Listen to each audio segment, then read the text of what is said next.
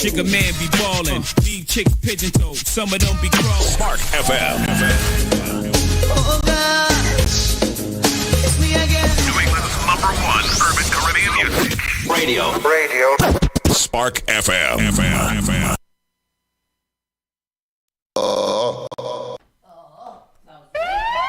You're listening to Saucy and Friends in the morning with Miss Hot Sauce, Miss Tony, and Rockstone Triz. Good. Here we go. Yeah, check. Good morning, Spark FM. Good morning. Online. Thank you. How y'all doing today? Hey. Hat switching in the ratchet. The hatchet. Hatchet-choo. Yeah, those words. Whatever. Why don't never tell me what color to wear? Oh, twinning. It's just me and my twinning them. Today I am wearing the black dollar. Short sleeve t-shirt brought to you by our good friend over there at the Black Dollar. Black Dollar. Dan's. Big shout outs to you and all of you do. Filmmaker, rapper, artiste, extraordinaire, all of those things. If all you guys around good guy. all around good person. Yes. Good morning, everybody. It's Thursday. We're almost there. We're almost to the weekend. We got 2 full days left until we get to chill out. And I had to ask everybody this morning how they felt about this week, because I personally feel like the week has gone by extremely slow. It's really just Thursday, and it's upsetting me and my homegirls. I feel like this week has gone by so quick. I'm like, I can't believe it's Thursday already. No, why do you feel that way? From last week's? What happened last week? I don't know, but I'll tell you what. I took a little suck of that little weed candy. Cannabis candy. Cannabis candy, and I had to put that to the side. Because that was too much. It's too much. It's too much. That's how I'm feeling. But no. I think that this week has gone by very nicely. I'm pleased with the week's progress. I am pleased. Yeah. It kind of feels like a long week, but it was alright. It's been smooth. Yesterday was really nice. Yesterday was really nice. Today's weather's not bad either. Yeah. I like it. Anything but snow. Yeah, that's what I was saying yesterday, because somebody was like, there was one of those statuses, and it said, I prefer 105 to 35 or something like that. In my head, 105 degrees to 35 degrees, and I was like, yeah, back in my age right now, give me the 35. Yeah. Give me the 35. Yeah. I will just bundle up with as much and put on the heat. I can't take that 105. I can't do it. I wear wigs. It makes my head heat up. I can't think. I don't like anything more than 80 degrees. I really just don't. It's super uncomfortable for me, and I don't like it. I don't like freezing either. A nice 75 to like 70. That's exactly. Yeah. That's perfect weather for me. And my lowest would probably be like a 50, 55. I feel like we think can I get can away do a with little that. 40, but don't go under 40. Like into the 30s is going into freezing section, and I don't like that. Because like right now it's 40. Yeah, and this I can deal with. This Like, is okay, nice. so this will be our cutoff 40. Yep. And our cutoff 80. Yeah. I'm very good with that. Yes, I'm yeah. extremely. Where do we go to get that now? Perfect. I don't know. Atlanta? Well, yeah. Is it Atlanta? No, 'cause sometimes Atlanta gets a little Sometimes it gets a freezing. little cold too. Yeah. But I can take a little. Okay, I can take a little one day of freezing because I'll just be home. Yeah. But like in general, I'm gonna need the times and the Well, temperatures. is it like that in the Carolinas, in North Carolina? Yeah, it is. It It is. Yeah, so I like that. But I those can do that. places also do reach those 105s. Yeah. They don't stop at 80. Those Who's gonna have to places go to where you're gonna Delaware? get a low winter, a high winter temperature, you gonna get also a high summer temperature. I do want to travel to South Carolina this year. I've never been. Where, like Hilton Head? I don't know. South I or don't know north? any South Carolina towns. South or north? South Carolina. North, I feel, is more lit. North is. North is I don't definitely know. North is more lit. North is North Charlotte. North is Carolina. all of the. South is Charleston. Yeah. And things like that. You Hilton want to go to Head. the north. You want to What's go in to. South Carolina? Myrtle Beach? I probably don't want to Myrtle go down Beach? there. Not Myrtle Beach. I think it is. I was never allowed to go there. I thought Myrtle Beach is Virginia. No. No. Maybe I think Myrtle Beach, yeah, because Black Bike Week, I think, is there. I went there. I never did that again. Won't do that again. Interesting. Yeah. No, you wouldn't do that again? Yeah, I got South Carolina. Oh, that looks nice. Myrtle Beach, that looks nice. It's beautiful. It's really nice. It's a nice little, getaway. And their weather right now is 57 degrees. Tomorrow, 64. Yeah, that's nice. Very interesting. Yeah, so we'll do that. Quick check-in. How you doing? I'm doing good. I had a good evening. Chilled out. Really just chilled out. It was really nice. I'm tired. Though. My sleep is very, very off. And I want to get my sleep back on. So what is the sleep like now? So this is the thing, is like, I hate when I start watching a series and get really into it, because then I don't want to stop watching in the evening. So I went to bed last night, like around 2:00. I'm really into Suits, and I discovered yesterday that Suits is 8 seasons, and I'm only on the tail end of season 3, and I'm like, oh my gosh, I still have so many seasons to watch. I just be watching. I went to bed around 2:00, and then I was up at 7 this morning. And I was like, what's wrong with me? Why did I only get 5 hours of sleep? Like, what happened? I think that your wake up time ends up just being your wake up time, regardless of what time you go to sleep. And sometimes you wake up and then you can do stuff and then go right back to sleep after. But your wake up time is your wake up time. But when I woke up, I was really tired still. But I didn't go back to sleep, which is, perturbing. But I got to work on that, because yesterday, so I attended a You would go back to sleep at 7?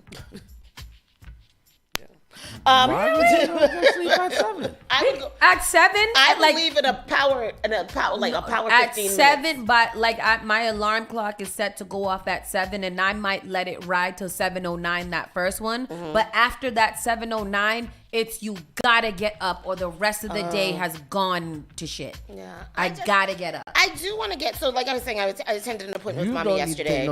Tony, wait 1 second. Tony don't need to take no naps, because every time you take a nap, you just seem like you can't wake back up. Yeah. Well, naps are my sleep, because I don't sleep at night. So, I went to the appointment, and so the doctor was talking about the importance of quality sleep, because if you don't get quality sleep, it really just kind of offsets everything with you. And so I was just like, yeah, he was just even talking about like your concentration is all messed up, and to the point where like you can have symptoms that seem like dementia or something like that if you're not getting quality sleep. And for most people, that's years of lack of quality sleep. So I really want to invest emotionally and mentally into trying to get some quality sleep. That's a lot of it has just so many good benefits in so many ways for you to just do that. So that is something that I really, really want to do and try to implement. Getting to bed before midnight. They say every hour that you sleep before midnight counts as 2 hours. Yep. So I thought it was before 10. Is midnight? I think it's before midnight. Oh. So no. You gotta put the things down. You have to put the things down. Yeah, and then that's another thing too. He said like watching TV or being on your tablet, your phone, that blue light, like an hour before bedtime can really, really like cut that out an hour before bedtime, because that can really, really mess up your sleep too. So it's a lot of changes, but it's worth it for a really, really healthy reason. So anyways. Oh, see, you have heard the phrase "an hour of sleep before midnight is worth 2 after," and that's because we have an internal biological clock, or circadian rhythm, that sends signals to our brain that it's time for sleep once the sun goes down. Yeah. Interesting. Yeah.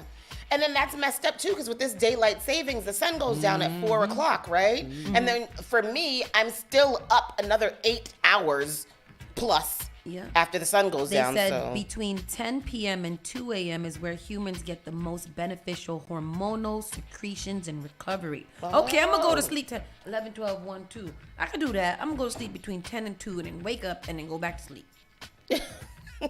I don't know if that makes sense. What you gonna wake up for? I'm not sure. But no, but when you first said it, I was like, yeah, that's what I'm gonna sleep too. But so yeah, maybe I'm gonna try to do that. Maybe I'll do that. Take my first nap from 10 to 2 and then wake up and then go back to sleep. Yeah. Anyhow, how are you, Triz? How about you, Tristan? I'm good.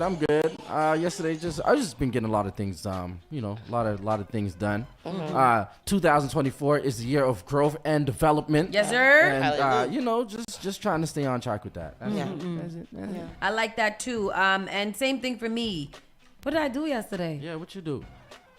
Y'all run it up. Share the live. Hit the like button. If you're on YouTube, all that good stuff. Tell a friend to subscribe. I don't know if I did it. Oh, yesterday I went home and I took a nap because I got home. It felt like, because I ended up waiting for Mom for about an hour after. Oh, really? Yeah, so good thing I ended up coming.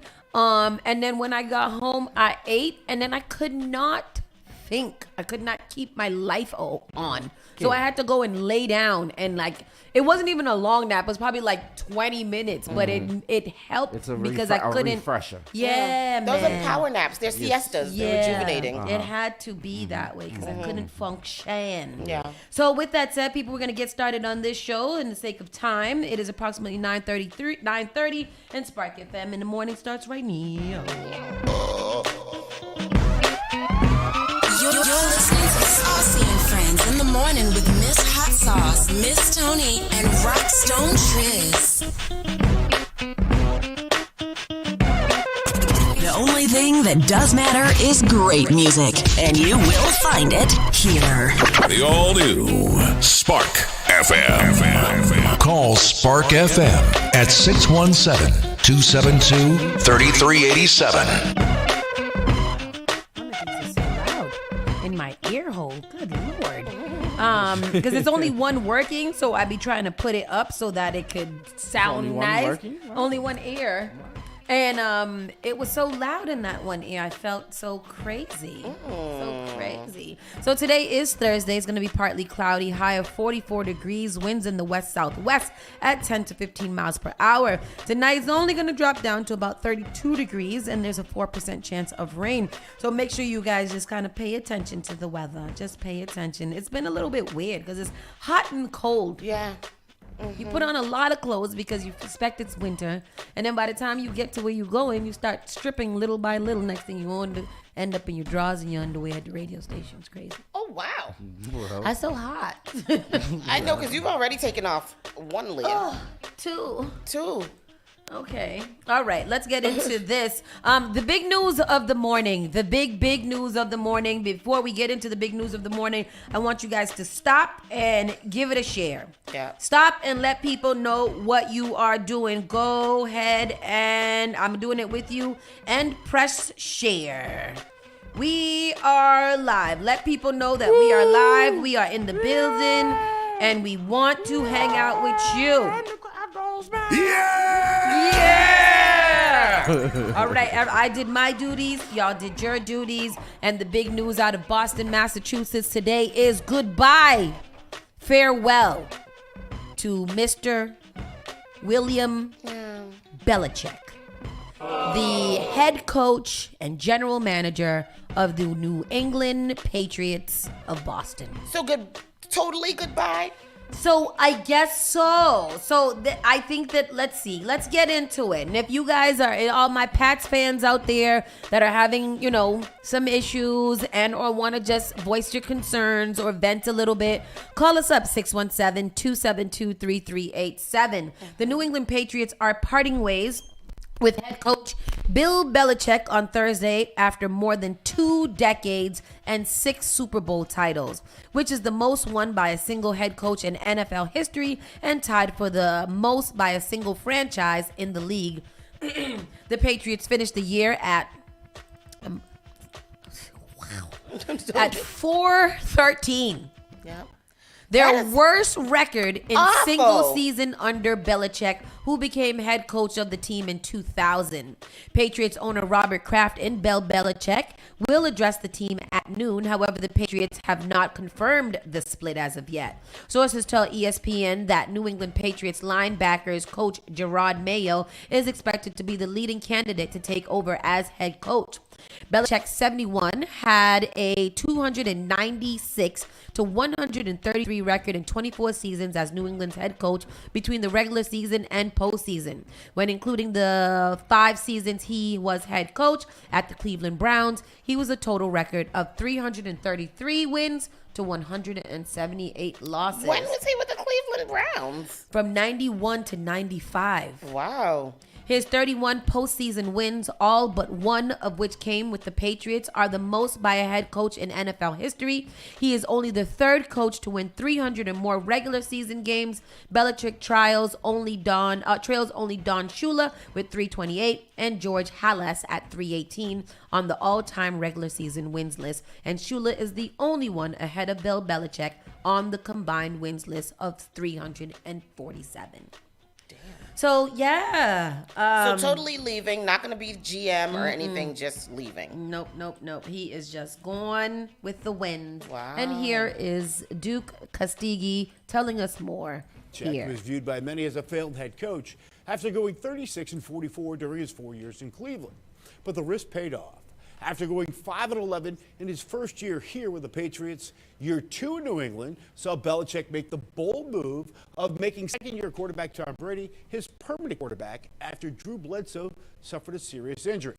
The rest, as they say, is history. That same year, Brady and Belichick upset the heavily favored Rams and won Super Bowl 36. Belichick's first of his 6 Super Bowl wins as a head coach, something no other head coach has ever done. But that only tells part of the story. Belichick's Patriots teams won a total of 17 division titles and 9 conference championships. He was also named AP Coach of the Year 3 different times and amassed a postseason record of 31-13. 30 of those postseason wins coming here with the Pats. Now, it wasn't always smooth sailing. There were some bumps along the way, like Spygate and Deflategate. But for 20 years, Belichick, the coach and general manager, was the envy of the NFL. Other teams tried to copy his methods, but never came close to duplicating it. March of 2020 saw Tom Brady leave for Tampa Bay, and Belichick never seemed to recapture that magic, making the playoffs just once in his 4 seasons post-Brady. Some of that because he no longer had the quarterback in Brady, but poor drafts and questionable decisions in free agency were also contributing factors. But in the end, Belichick's time here in New England cemented his place in NFL history as not only the greatest coach of all time, but as one of the greatest football minds the game has ever seen. Into the comments there, Scuba Steve is heartbroken. Schneider says, I figured they would let him keep coaching until he got 15 more wins for the, what? For the record. For the record. I feel like Nino Brown in New Jack City. In New Jack City when he had to put G Money down. Are you sad about it, Steven? Call us up, 617-272-3387. Wow, that's quick. It's probably Chris talking bull doo-doo. Spark FM Online, you are live. Yo, y'all all better become Lakers fans after this moment because this is crucial. Good night. Did you say Lakers? Yes. Why Lakers? Because it's over for Boston. Lakers is basketball. This is how we know we should not be talking to people from New York because they don't even know what the teams is even at. What you talking about? Because Celtics is crazy right now. They going hard. They going hard in the paint. Okay. New York is a different planet. They are. What is happening? What has New York won in a while? They not even in the football conversation. Do they got a team? Ain't nobody got time for that. Don't come over here. We bleed green and red, blue and white and yellow. Black and white. Yeah, and red and white too. Don't tell us nothing. Colors. Shoot and tell us we got a vote for the Lakers. Don't y'all already got a whole Lakers playing court over at the Boston at the Roxbury Boys and Girls Club? New York fan. I'm not a New York fan. You should. I'm glad that you're not. You shouldn't. There's nothing to fan about New York. Oh, there's nothing to be a fan about. Shots fired. You in the land of the champions. You got to get on board or just sit down and and look at us win. even our Pop Warner wins. We cross the state lines and we bring home the trophy and we parade. Say the words, girl. Even the babies over here win. We're City of Champions. From the rooter to the tutor. All of it. Hello. Yes. Say that, okay? I'm glad Belichick got out of there now. I mean, You know, we don't need. It would have probably took him another. I looked up his age this morning. He's 71 years old. He's been there since he was like 50.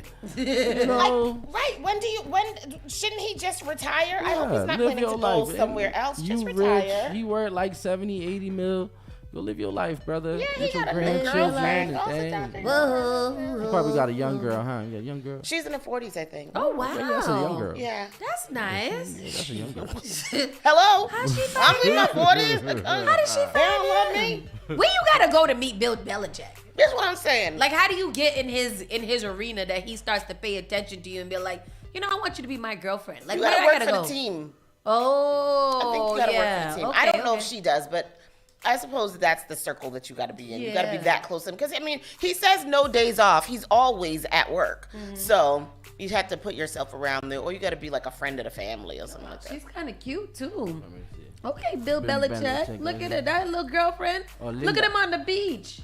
Oh, cute. Let's Is put he that smiling? one. No. No, he don't smile. Oh, and that one, he did smile because he had probably just, you know. Oh, they're cute. Oh, yeah, she's nice. Yeah. She look like she grow tomatoes. Yeah, like she be in the garden with her hat when you looks come like she visit. grows tomatoes. And she'll be like, "Oh, you looking for Bill?" And he's right inside on Don't the she veranda. look at her. Look at her. She do look cute. She makes him happy. Okay, body. Hey, Bill, with your little square self. So what is her name and how old is she? She's cute. Oh, Her name is Linda Hawley. Holiday. And she is, I don't know how she is. Oh, they broke up in September of 2023. Oh, no. no. That's terrible. Damn, that's crazy. Oh, that means he's single, huh? He's single and sad right now. This is a winning combination. If anybody goes and finds Bill Bell, he just got fired. He just broke up with his girlfriend about 4 or 5 months ago. That man needs some comfort. Yeah, he need a little hot chocolate and that white milk. All right. Let's keep it going. Shootings in Boston reach a historic low. Oh, because they have resorted to stabbing here in Boston. Stabbing is the new. Let's the new be honest. shoot. Boston saw a notable decline in shootings in 2023, actually reaching record low levels, and an encouraging trend that Boston Police Commissioner Michael Cox thanks to public for his role in it. There was 144 total shooting victims in Boston in 2023, down from 180 in 2022 and 274 in 2020. And I want to stop there. In 2020 is when we were in the heights of COVID. Locked down. We were locked down. But that you do domestic remember, violence, yeah, all and kind of stuff. I remember there being a lot of shootings then, and we were like, "Who's outside to be shooting?" Yeah, because it was wild madness. Yeah. And you inside, everybody was cooking and eating. What was you doing out shooting? Yo, I baked so many banana breads in 2020. And Wow. And all quiche. kinds of stuff. Yes. Boy, that first month of COVID inside, it was cook-off time my because that's when gosh. everybody gained at least 70 pounds. Yes, yes. Crazy. According to Commissioner Cox, in 2023 had the lowest number of people shot since the Boston Regional Intelligence Center began collecting data in 2005. The trend in Boston mirrors that of many other major cities in the United States. I know it takes a lot of work, a lot of hard work to do that, and a lot of partners to do that, Cox said. We've been asking the public to help participate and understand that it's not just a public safety issue, it's a community issue, and they've been getting more involved, and they've been very helpful. That's good. That's really good. Michael Cox always looks to me like he's fake smiling. Or he wants to cry. Isn't that his face all the time? Y'all better leave the man alone. Here you go. Let's do this.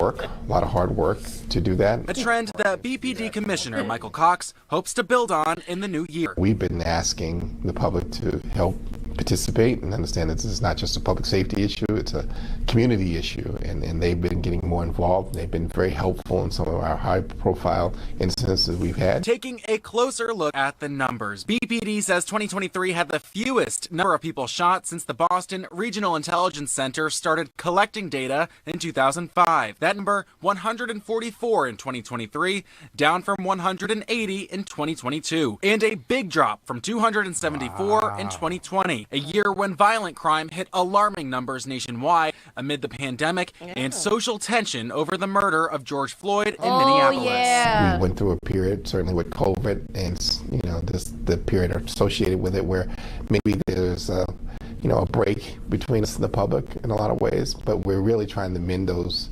ties.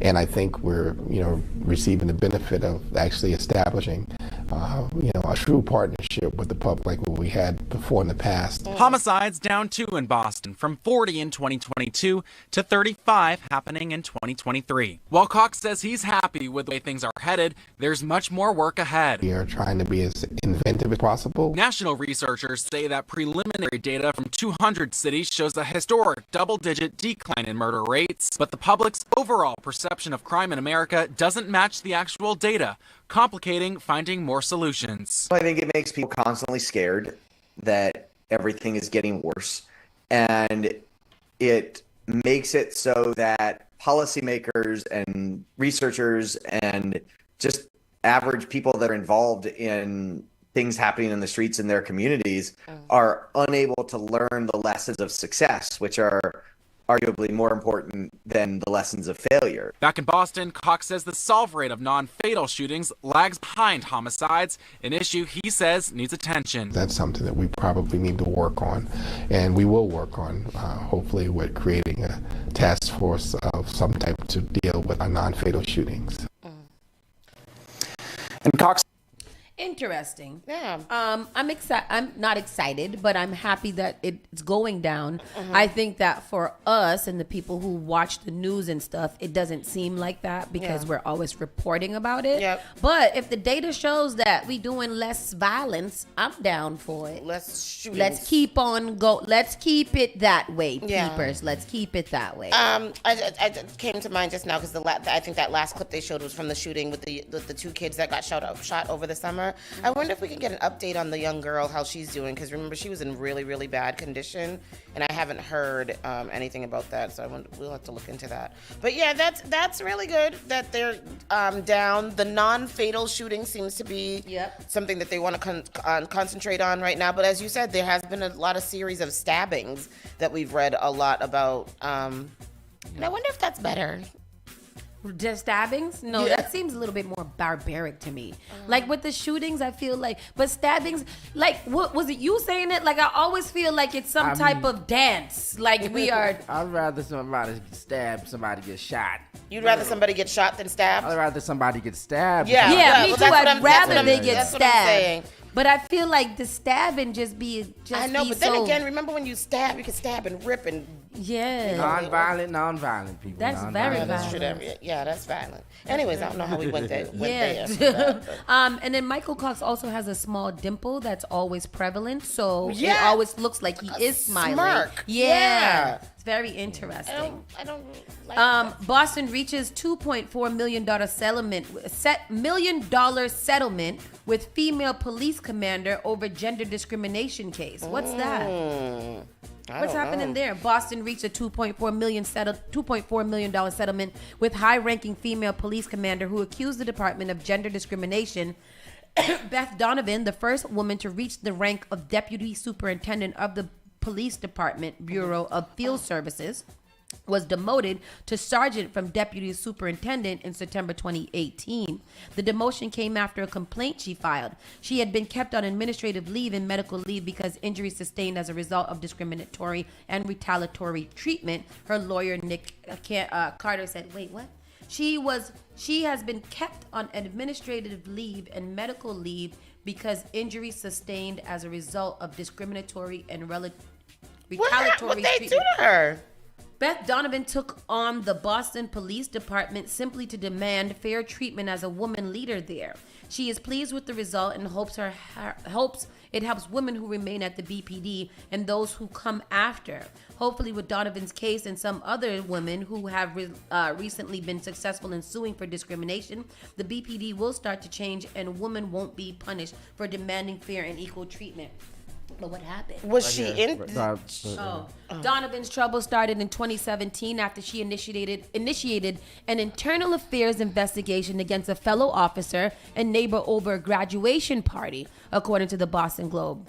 Donovan accused the officer of tossing a beer can at her during the party and calling her several profanities. Damn. The investigation prompted retaliation against Donovan, according to the court records, including spending rumors that she has a drinking problem and taking away some of her deputy superintendent responsibilities.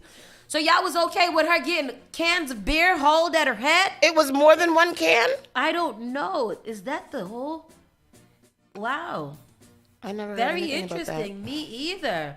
Oh, the comment. What that comment say? Booyah. I mean, if she's winning $2.4 million, that means that there must have had some type of truth to it. Yeah. And some witnesses and things that come through. I didn't know the BP. I thought the girl officers over there was being treated fairly. Nah, man. People be getting hazed everywhere all the time. It's crazy. Just lots of hazing. Hazy. Golly. It's crazy. And I'm glad that she stood up for herself, and I'm glad that she got her money, because that's a sweet little settlement to come up on. Yeah, and I wouldn't go back to work. Me either. You wouldn't. Yeah, I'd open a consultation business. For people who want to sue their job. Yeah. So Stephanie provided an update on the young girl that I was talking about. She said that she's on the mend. She's doing better. That's great news. Thank you, Stephanie. It's awful. The little girl that got shot with her and her brother got shot. The little 15-year-old girl and whatever. Oh, okay. Is there more to that? No. I was saying, when you read the last story, I was wondering how she was doing, and Stephanie said that she's on the mend. She's doing better. Oh, good. She home? I don't know. Oh, that's good. I'm glad to hear that. Yeah. Bounce checks leave workers unpaid again at Roxbury Nursing Home. That's terrible.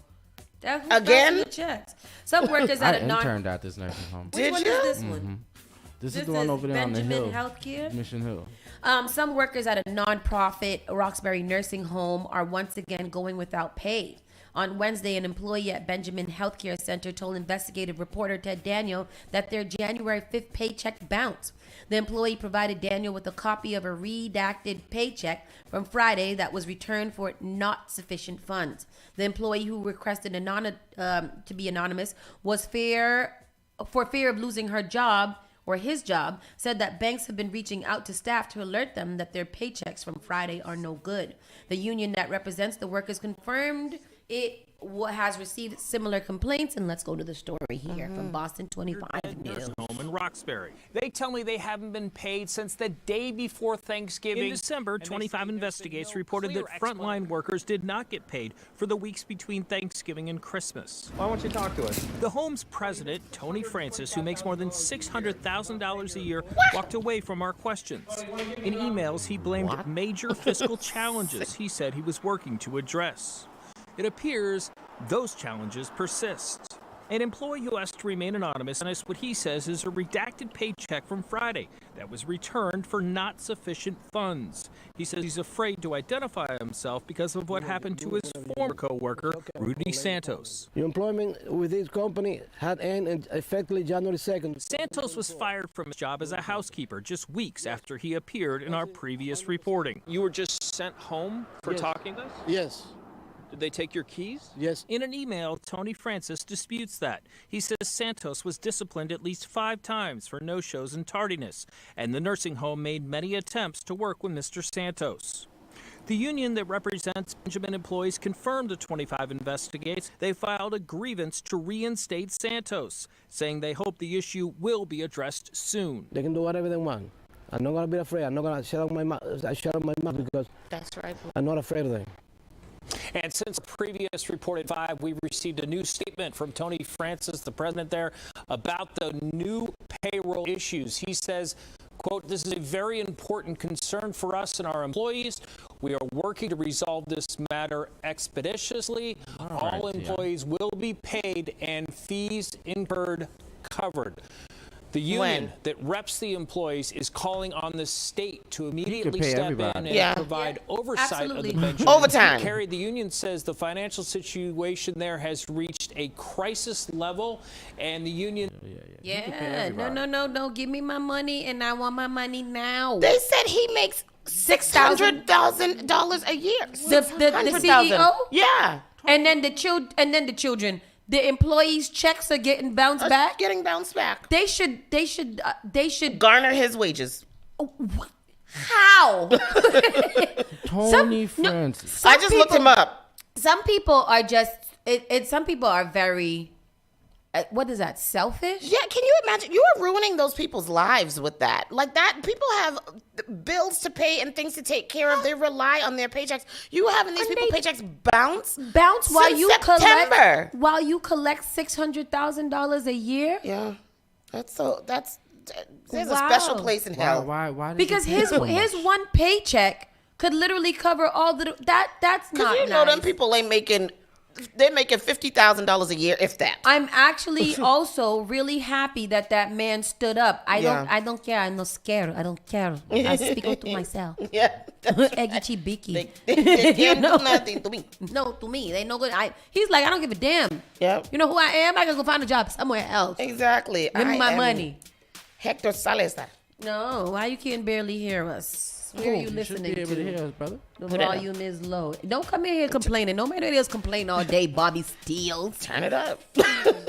Maybe you should come listen inside the studio if you not want to Bobby. hear loud. That's Barry Blends. DJ, Barry Blends. Hello, how you doing? Good morning. So I definitely thought that was Bobby Seals. Me as well. Me Wow, as that's well. crazy.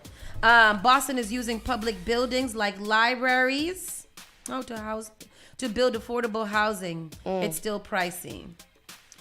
Yes, it is. Under pressure to create more affordable housing, the city of Boston plans to build on top of properties it already owns, like libraries, but the cost of these developments is far from modest. $835,000 per unit in one case. Why? What? That's how much it costs to build one apartment? One apartment unit, it costs $800. They've got to shop around. They've really got to shop around. In the West End, just steps from Massachusetts General Hospital in downtown Boston, the city will spend $12 million to rebuild the library. Developers will then build 119 subsidized apartments on a dozen floors over the book stacks at an estimated cost of $113 million. The project, as currently pitched, would be among the most expensive Boston has seen for similar developments, and the reconstruction comes at the taxpayers' dimes with federal funding and chief source. Before I read this, I'm getting upset reading it. Why does the building cost so much? Yeah. And why is this affordable housing building costing so? Not saying that the affordable housing business should be cheap, but why is it costing? Why is it the most expensive development? Yeah, and if it's a building that's already there that they're just developing into affordable housing, why does it cost so much money? That's the build out? Because you know I'm invested in build outs. Yeah. The price represents a sharp increase over recent costs for building subsidized apartments in Boston. Over the last 2 years, a dozen proposed developments across the city were estimated to cost an average of $651 per unit. Public records show, and the cost estimate is far higher even than similar projects. The city's two other housing over library projects in Chinatown and Dorchester are slated to cost about $625. So tell me, what is the problem? We're experiencing ripple effects from the pandemic in terms of cost. I don't understand. I don't understand. I'm confused. It is much cheaper to build somewhere else where you'll get the same kind of housing. At what point does the cost outweigh the benefit? City officials say the West End estimate is preliminary and could come down in future iterations of the plan. They also said the plan calls for less money from the city compared when 7 other proposals to develop the library site. I don't get it. I've got to. Wow, that looks crazy. Yeah. The little units go down. Did you see these little diagrams and stuff like that? Look at that.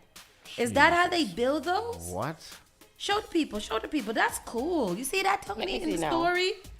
No, let me. The story down. Yeah. We gotta remind our listeners to keep in mind that the mayor will be on next week. So if you guys have questions about housing, Definitely take note of them. So when she comes on, you guys can ask her those questions up front. Wow, look at that. That is cool. What Where would it be? This is going to be on one of the libraries. We got a fire-resistant connection. Let me see. Continuous insulation. This is cool how they drew this out. Oh, it's going to have a little balcony. Oh, a little outside patio. That's really neat to live above a library, too. Yeah. You can't make no noise. I'll send my child downstairs. I went to the library yesterday, and I walked in with a sandwich and a cup of tea, and the security said, no. Go back outside. Well, which library did you go to? Mattapan. I like Mattapan Library. Mattapan is people don't go to the library, huh? People don't go to the libraries. There's a library that I saw because we were looking at the one over there, Grove Hall. Grove Hall Library. Remember we were looking at it the other day? Grove Hall Library is huge. It's huge. It's so It nice. is humongous. I'm going to go in there. The libraries are a good place. Like, I know people talk about it all the time, but if you've never tried it and you need somewhere to go to the library. You can get a lot of work there. Just sitting there using their free Wi-Fi. And then if you have meetings and stuff, you could just go and book a room for like an hour and you can meet in there or do your little conference calls or whatever. It's a really good thing. I had to get a new library card yesterday because I have a Milton one because I usually go to Milton. What is it? But Milton library Milton cards is is not Boston. Oh. So they was like, you got a library card? And I was like, yep. They was like, yeah, you need one for Boston. Okay. Okay. I got you. So that Milton one is only good for that one branch? For that one branch? Okay. No.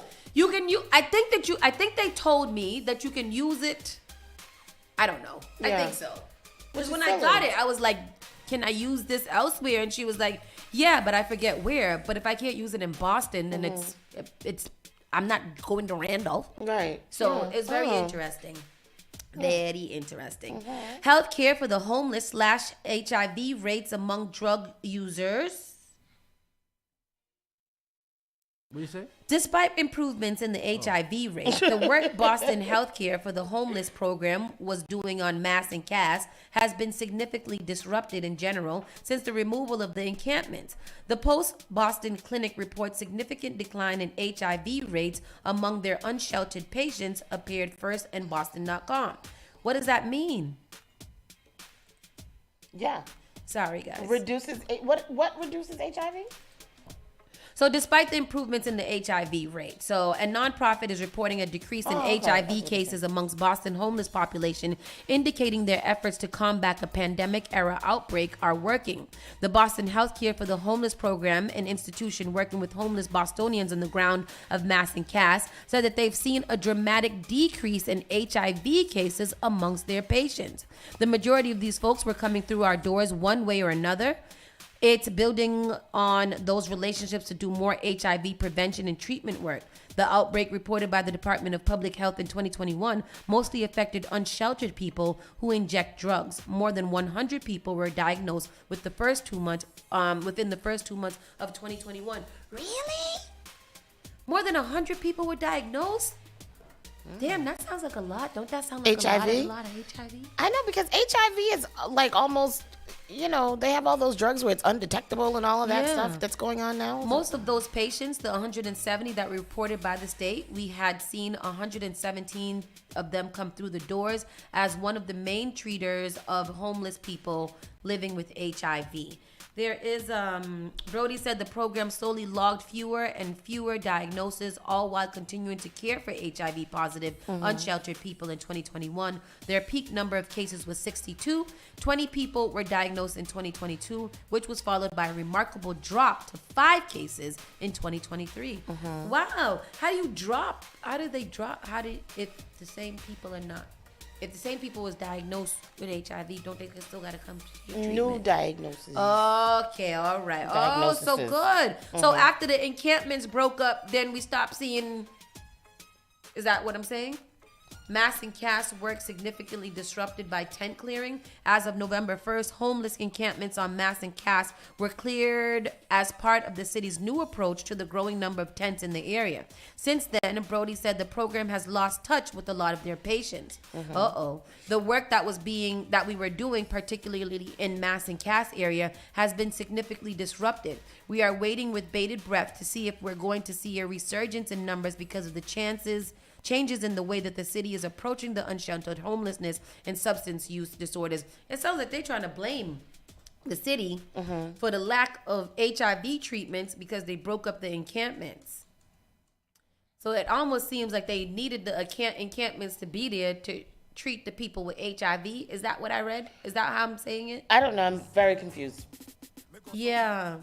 The HIV is down amongst HIV is down, but they're saying no, HIV treatment is down because of the breakup in the encampments. So the people who used to be at the encampments getting HIV treatment, because they're no longer there, they can't find them and they're not coming back to get the treatment. So I'm wondering if that's why the HIV number of treatments is down, because they're not getting treated. So there's a bunch of people running around with HIV that's not being treated. Did you say that story about the boy who gave the girl HIV and then text messaged her and was like, I couldn't be without you, so I had to give it to you? She was 24 years old and he took her virginity. Oh, wow. Yeah, that's what She got it? She got it. Oh, damn. Oh, damn. And he knew it and gave it to her. And they didn't wear no protection? No. All right. Yeah, so that is what is happening over there at Mass and Cass with the treatments of HIV. It's terrible. Yeah. Massachusetts State Police helped disabled vehicle, charged felon with firearm, narcotics, tax, and traffic offenses. Oh, damn, he wasn't even paying his tax? I don't want to read that one. Do I have to? Okay, it's good? Yeah. Okay. Oh, he's got a lot of snacks. Yeah, I know. Look at that's. I want you to read the article because there's something very interesting about it. Read it. Oh, read okay. Article. Last Friday, one of our members assigned to SP South Boston observed a disabled motor vehicle on the Tobin Bridge heading into Chelsea. When our trooper approached the vehicle, the operator exited the running vehicle from the driver's seat and stated that he was not the operator of the vehicle, and that he did not have a license or ID on him. So when he got out the driver's side and was like, it wasn't me. Oh. It was later found that his license was suspended.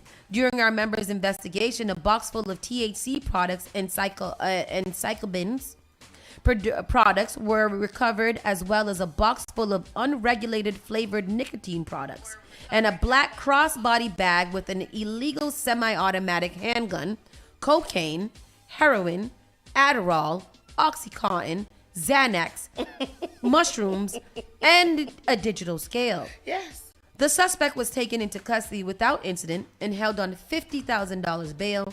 He now faces the following charges. Possession of a firearm without FID card. Possession of ammo without FID card. Firearm and felony possession. Possession, carrying a firearm. Drug possession to distribute Class A. Drug possession to distribute Class C. Drug possession to distribute Class B. And drug possession to distribute Class D. Yeah. Estate tax, evade 65C26, and state police. Oh, so, and on top of all that, you ain't paid your taxes. You ain't paid your taxes. That's crazy. So when I first saw it, I thought it was a bunch of snacks. Yeah. Which is scary because those are all products. Are they products or I thought they were snacks? Yeah, it looks like snacks, but it's not. Those are products. Those are products. Because those bags are little. Skittles. Those are funny. Skittles. Yeah, Skittles is spelled right. Stonios. Oh, instead of Oreos. Yeah. How do you spell Skittles? Is it Skittles? No, that's how you spell Skittles. Oh, that man was out. He was working. He was a working man. Yeah, like, what do you think? He was a delivery or something? What is that? Why he had all of those things? Maybe he was transport. He was definitely the plug. Look at all of those vapes and the pens and little cokes and heroines and all kinds of stuff. Yeah, he had mushrooms and everything on him. Yes, that is crazy. That was a plug. He was doing a lot of things. Somebody's mad out there. They ain't get they delivery. Yeah. He had a scale to make sure that y'all got the right side, the right grams and kilos. I think it's just hilarious how he jumped out of the driver's side and was like, I'm not the driver. I'm not the driver of this vehicle. There's nobody else in the car. And I'm the middle of the Tobin Bridge. In the middle of the Tobin Bridge. Stalled out. So, that is not me. It is absolutely, sir, you've got the wrong person. Yep. All right. Yeah. Okay. That's what he said. Manhole explodes. Explosions damage vehicles. Knock out power to Boston apartment buildings. Every time I hear of a manhole exploding, I get very scared because now I'm paranoid. Yeah. An investigation is underway after at least two manhole explosions damaged vehicles and knocked out power to a pair of apartment buildings in Boston on Wednesday. The blast occurred in the area of St. Stephen Street, prompting a massive emergency response. Our crews are responding to an underground issue involving two manholes. In order to make the area safe and begin repairs, we had to de-energize the line, and two apartment buildings are currently without power. Damn. That is crazy. And then when these manholes explode, is it just like a pop? Like, is there fire coming out of it? Like, No, you hear that. It sounds like an It explosion. could be, though, because that's what happened to your former friend. He was down in the manhole, and it exploded, and there was a fire. My former friend. Former friend. Manhole explosion. I want to see what it looks like. I wonder if there's any video of a manhole exploding. Ooh. Yeah. Oh, wow. I'm afraid. Look. Manholes need to explode, too. Yo, say that. Say that. We don't have no video, but they did explode, and they are nobody got hurt, so that is a good thing. And I hope those people got some lighting. I did images, and there's some videos there of the manholes that exploded in Cambridge in August, and there's a visible fire coming up out of there. Arrest made in Randolph postal work assault and robbery case. That's good. It was an update. What was that story? They were the same story that's been going on. They've been going around and robbing the postal workers and taking their master keys to try to get into their stuff. So they made an arrest. Two people are arrested. Two men, Vashti and Saul. Now y'all know y'all good parents don't want you in there out there doing that. Just out here embarrassing us. Eat some chicken masala and some halal. Some vindaloo and some naan bread instead of out there robbing people. What is your problem? In their respect, they're only 20 years old. Their frontal lobes are completely open. The postal worker was assaulted during the robbery at the Rosemont Square apartment complexes. A search warrant executed on a black Acura TL linked to the robbery led to the arrest. One of them was found with a .40 caliber handgun, and the other one was found with a large capacity magazine. And, yeah.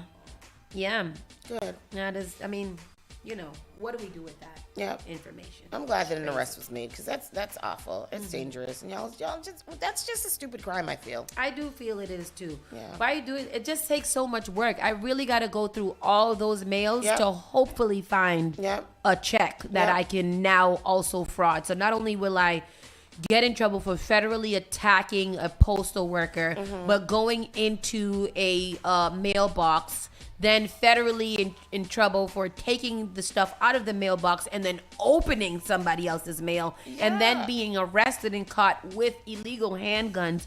Like y'all didn't want to find nothing else to do with your life. It's not a crime that's worth it, I don't think. It's not. And then what are the amounts of money that people are selling checks for? They're not sending you checks for $10,000 in the mail like that. So what are you doing that for? What, a $600 check? Maybe. Get out of here. Addressed to the utility company. Like, why are you doing that? Now somebody's bills can't get paid because you want it to be, and now you in trouble. Now you arrested again for all of the things. People got to do better in this world. Spark FM Online, #1 for urban and Caribbean music. We're gonna go take a quick commercial break, wet our whistle, and we'll be right back on Spark FM Online.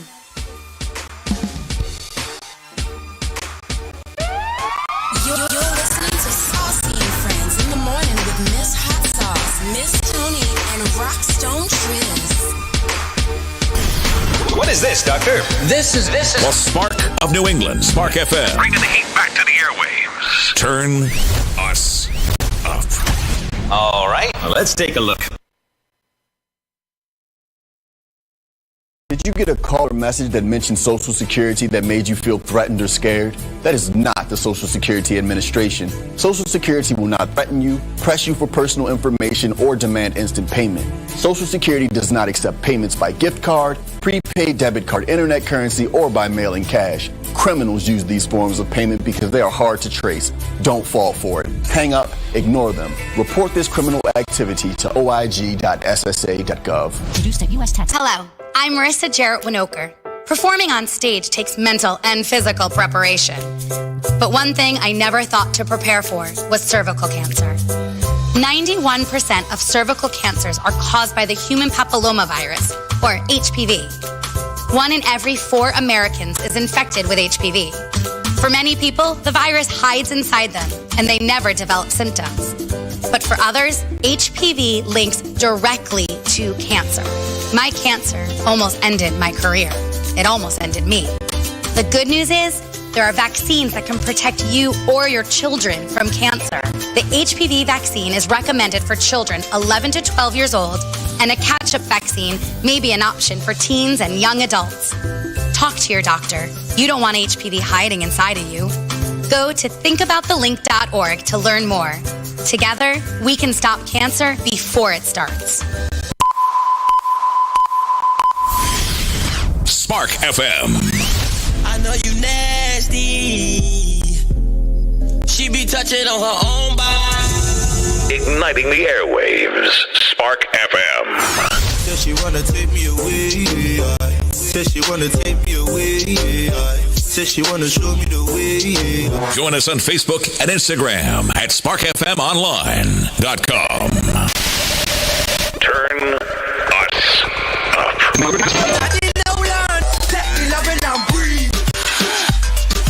Spark FM.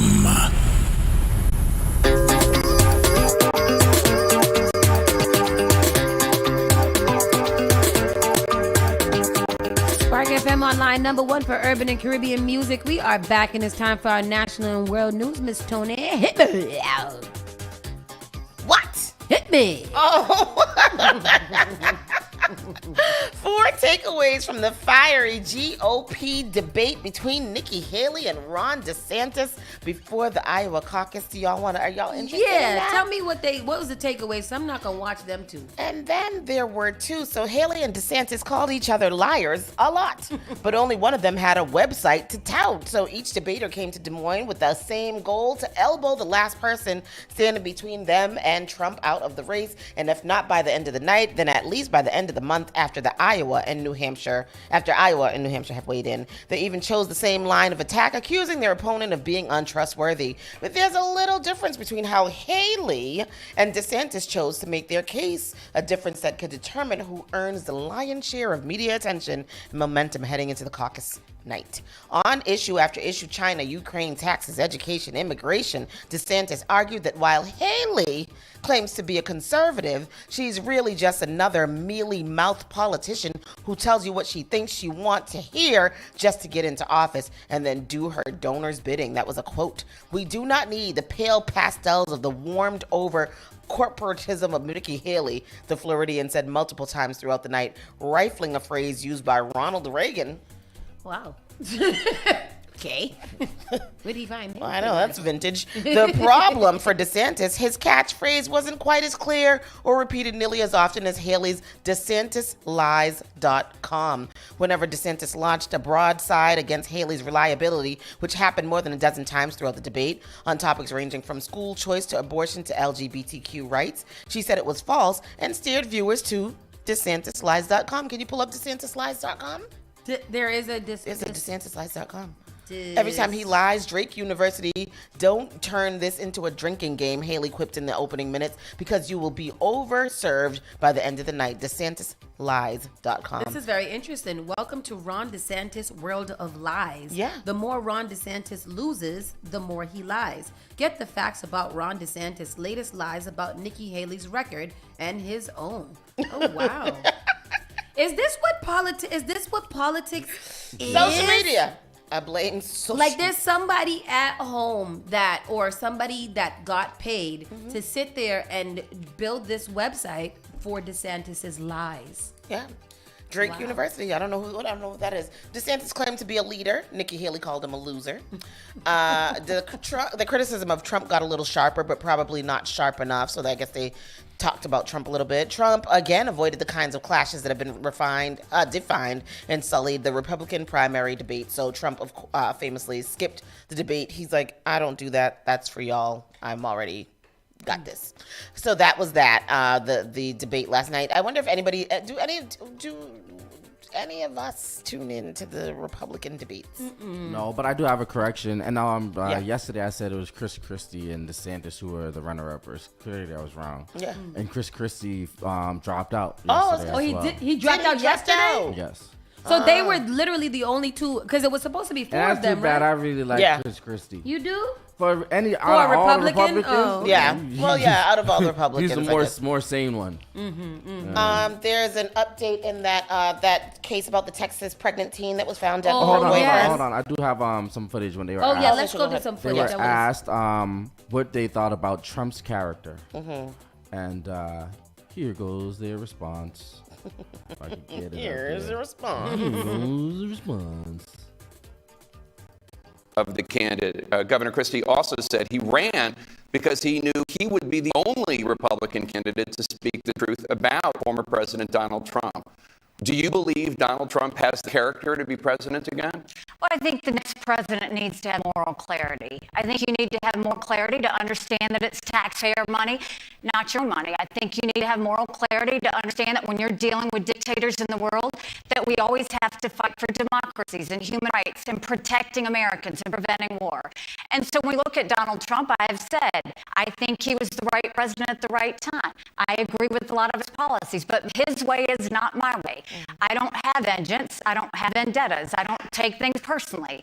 For me, it's very much about no drama, no whining, and getting results and getting done. So I don't think that President Trump is the right president to go forward. I think it's time for a new generational leader that's going to go and make America proud again. That's what I'm going to try and do. Governor DeSantis, what is your response to Chris Christie? Do you believe Donald Trump has the character to be president again? Well, I'm running because I'm the guy that's going to be able to engineer a comeback for this country. I appreciated what President Trump did, but let's just be honest. He said he was going to build the wall and have Mexico pay for it. He did not deliver that. He said he was going to drain the swamp. He did not deliver that. He said he was going to hold Hillary accountable, and he let her off the hook. He said he's going to eliminate the debt, and he added $7.8 trillion to the debt. So we need to deliver and get this stuff done. Yeah. I don't believe that DeSantis is the one to do this. Boy, DeSantis is just not that the he one. Said you know what? What's DeSantis? DeSantis is a copy paste of a Donald Trump. I feel. I feel like he is trying and copy. Yeah, like he is literally trying to, like, steal his, like, borrow his blueprint, and put some dubs on it, almost. Like, you're gonna take the man's whole swag and being and then you're gonna do the most on top of it. Like, he's already the most. You should probably try to be less the most than what he's doing. Less the least of what. You should try to do the opposite of what he's doing. the least most. I don't know. That's what I'm saying. Chemo said, can you imagine the entire U.S. being being ran like Florida? Like that, it is going to be so terrible for us. DeSantis looks like a commander from the Handmaid's Tale to me. 100%. Like that's what he looks like and behaves like to me. That's all I can see when I see Chemo, him. you just put nightmares in my dreams, boy. Can you imagine the entire U.S. being in Florida? Yes, literally. Like, it's ridiculous. Oh, God. No. That is gross. So a third arrest has been made in that the murder of the pregnant teen Savannah Soto and her boyfriend Matthew Guerra. A third arrest. A third arrest has been made. There's no story. It's just a video. So I don't know what the story is. So third arrest made in pregnant girl. What does the video say? It says Police make third arrest in pregnant teen Savannah Soto. Third arrest made in connection.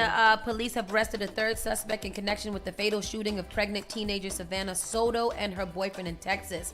San Antonio police announced Wednesday that they arrested the stepmother of the 19-year-old Christopher, who faces a capital murder charge in the deaths of Soto, and 22-year-old Matthew Guerrero, and the baby, because I'll just add that in there, whose bodies were found in the car at an apartment. Mirta Romanos, who's 47 years old, is accused of helping get rid of the evidence concerning their bodies. Lieutenant Michelle Ramos said Wednesday while announcing her arrest, she is being charged with tampering with evidence, abuse of a corpse, and altering, destroying, or concealing evidence of a human corpse. So y'all was in on, you parents came out, and instead of knocking him upside the head for killing 3 people, y'all was like, let me help my baby figure this out? Yes. What movie was that we were watching the other day? What? Where the sister was a police officer and she helped her brother. Speak loud. The sister was a police officer and she helped her brother cover up a murder. Raising Canaan. All right. Nope. Wasn't that. Wasn't that. But all right. Speaking of Raising Canaan, when did the new episodes of that come on? Because I don't know. Because sometimes people be watching it. I'm like, damn, when it come out. And other times, I don't hear nothing from nobody for like 3 months. Yeah, that's how I feel too. So what's going on? I don't know. When is there a new one now? I'm watching it.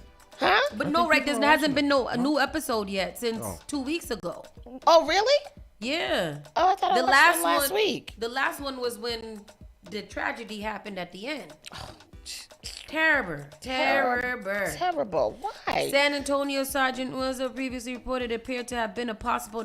Surveillance footage shows Romanos leaving their home in a black truck that night of the murders and then returning with Christopher and Ramon in the truck. That's the father and the son. That's the father and the son. San Antonio Police Chief William McManus told reporters last week that police recovered a firearm from their home that was believed to be the murder weapon.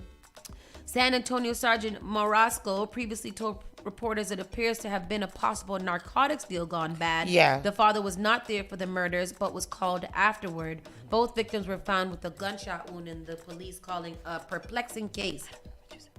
But what? Nothing. No, I'm not saying. No, I'm saying, but what here? Like, what? They find out. You know what I think is a disgusting crime? This abuse of a corpse. That is that is such a horrible sounding something. And it's awful. So the abuse of a corpse. What are they saying, that they kill them somewhere and then put them there? What is abuse of a corpse? What did they do? I don't want to know. You guys likely been unlocated. See, so okay, the story goes as follows. Yes.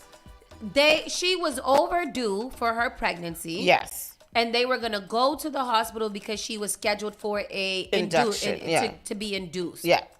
The family left them knowing they were going to the hospital, and then they just never heard back at all. Yes. So then they initiated police, and we can't find them. Yep. Ended up finding them 2 days later, shot in the car. Yeah. In front of these people's house. In the it was in a parking lot. Yeah. Near the people's house. Okay.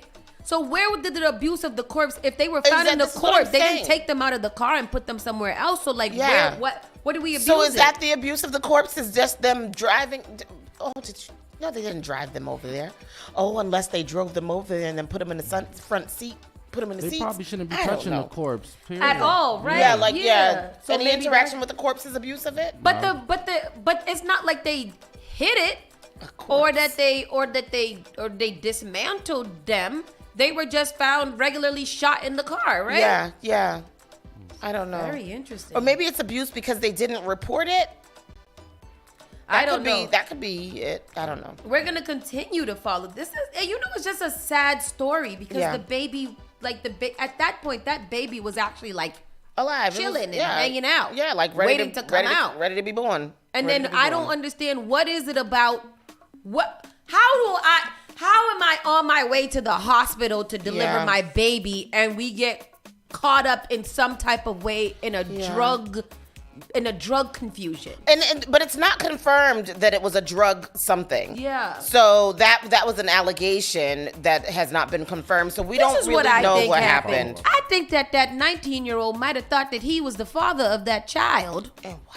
And wasn't. The one that killed them. The one that killed them. And then the parents got involved because they too thought that the child was theirs. And they was like, oh no, now you killed him. You shouldn't have done that. Let us help you. Yeah. They gonna say that it was crazy because you thought that the child was yours. Because I also don't understand. And then they found them based on her phone records. Her phone records, yeah. So I wonder if she called and was like, oh, I'm headed to the hospital. And he was like, oh, bet. This is my theory. This is probably not what happened, but I don't know. I mean, I think it's a good theory. You think it's a good one? Thank you. You could be an investigative reporter. Yeah. Speaking of abuse of a corpse, an inmate's organs, including his brain, are missing from his decomposing body. Where was he missing case from? revealed last month. I don't know. News has obtained court documents revealing another case of a deceased Alabama inmate's body found missing organs. The body of Charles Edward Singleton was returned to his family missing all organs, including his brain. He died on November 2nd of 2021 in the custody of the Alabama Department of State Corrections. He had been housed at the Hamilton Aged and Infirmed before he was sent to an outside hospital for care prior to his death. According to a statement by the family member, UAB's Department of Pathology performed the autopsy. The family requested the body then be sent to a funeral home in Pell City. The funeral director told the family it would be difficult to prepare his body for viewing since it was already in a noticeable state of decomposition. The funeral home characterized it as an advanced skin slippage. What? So, what does it mean? An advanced skin slippage? Advanced skin slippage. The family, according to the court filing, was then informed there were no organs in the body. It was explained to them post-autopsy the organs were usually placed in a bag and put back in the body. The family was also informed Singleton's brain had been removed. Singleton's family requested UAB return the organs. What you gonna do with them? Well, that's what I wanted to ask. But they reported they never received the organs. We have been unavailable to reach Singleton's family for comment. They provided a written statement said, "We do not comment on pending litigation. We only conduct autopsies with consent or authorization and follow standard procedures equitably for anyone consented to or authorized for an autopsy."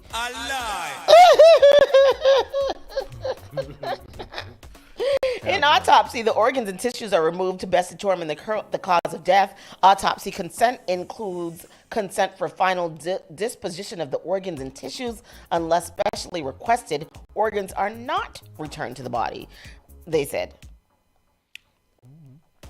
Skin slippage is part of a decomposition process when the top layers of skin become disconnected from layers below and can therefore slip off the body. And the abuse of corpse is when you move or alter a body and you aren't authorized legally. We're learning to do so many terms today, and they're all disgusting. Skin slip off your body. So I fell down this rabbit hole one day of a group of, they're not pathologists. I don't know what they are, but maybe they are pathologists. It's a pathology school somewhere, and they get donations of bodies after the people have died, and then they do use them for science. Yeah, use them for science. And so I was all in that.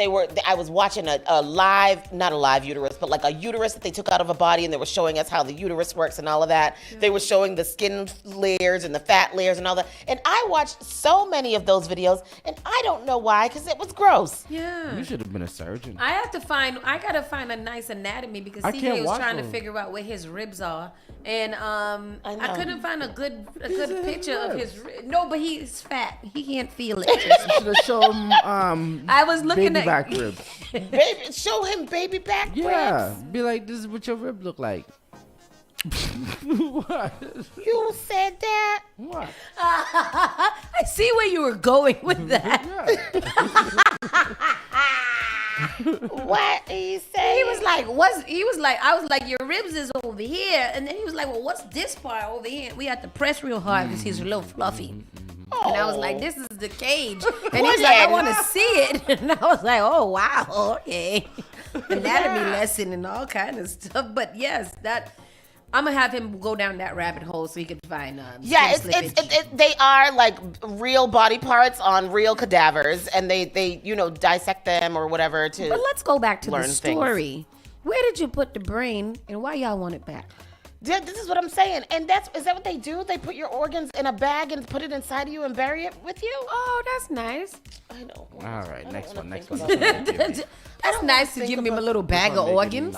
I don't want that. I don't want that. One man was killed and another person injured in an avalanche at a Tahoe area resort. Now this is awful. And that's also another reason why I don't feel like these things should be happening. Yeah. Because an avalanche, all you got to do is scream loud enough and then the whole mountain come down. That's what I've seen in the movies. That's what I believe is right. That's true. That's what and then the echo, and then next thing you know is rumble, rumble, rumble. Next thing you know, the whole mountain come down and you're dead. All I know is that you're supposed to scream avalanche, and then like get that. on your skis and go faster than the yes.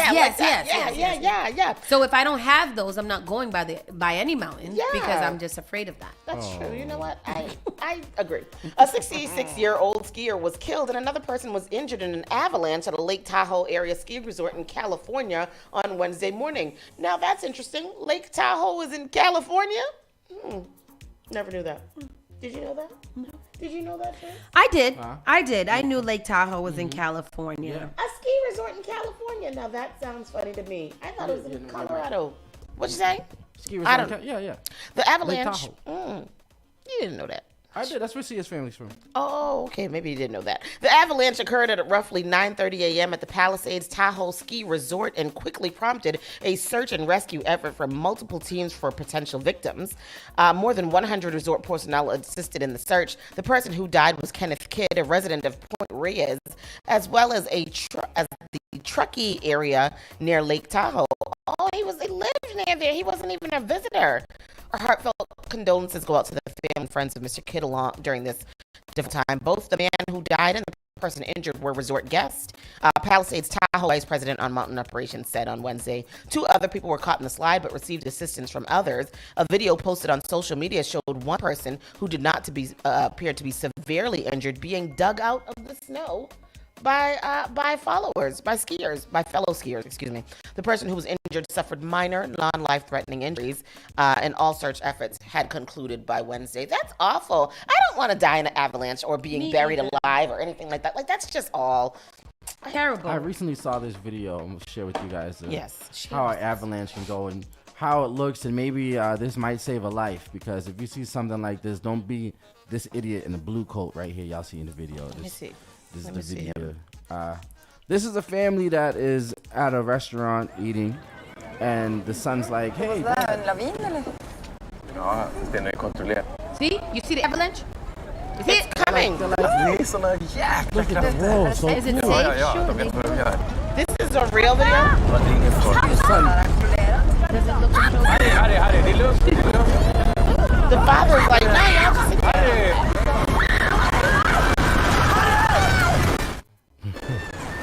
Did he leave the son? The father left the son. His father left the wife. The father left he everybody. didn't mean to. I had to watch this video again. You have to see what you see what's going on. Check it. He thinks he's grabbing his son. He ends up grabbing the guy. Yeah, but then he left the wife and the daughter. He did. No, he didn't grab the son. He grabbed another man. No, he didn't. He was trying to get over the man. After he realized that wasn't his son, the man never even looked back just then. He never looked back. And you know your son ain't as big as that grown-ass man. Exactly, and you know you got 2 other people with you. Not gonna at least look back? Wait, was that real? That's not real. That was real. That is not real. I saw that on my YouTube.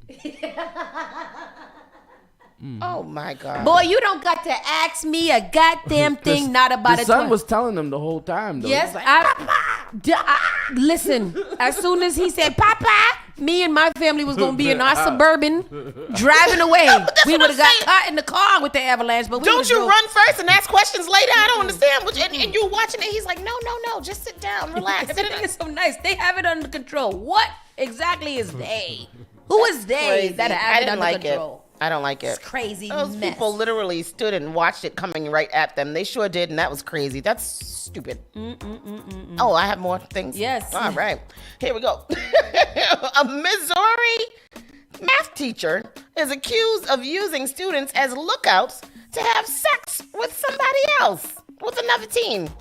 I don't even know if we got to get all the way in that, because what is you talking about? What are you saying to me? A Missouri math teacher awaits extradition from Texas after she was tracked down on a warrant for allegedly having sex with one of her 16-year-old students and using other teenagers as lookouts. Hey, look out while I have sex with this person. Yes, she's 26-year-old Haley Michelle Clifton Carmack was suspected of fleeing the state of Missouri to avoid her arrest for sexual contact with a student, fourth degree child molestation, second degree statutory rape, and first degree child endangerment.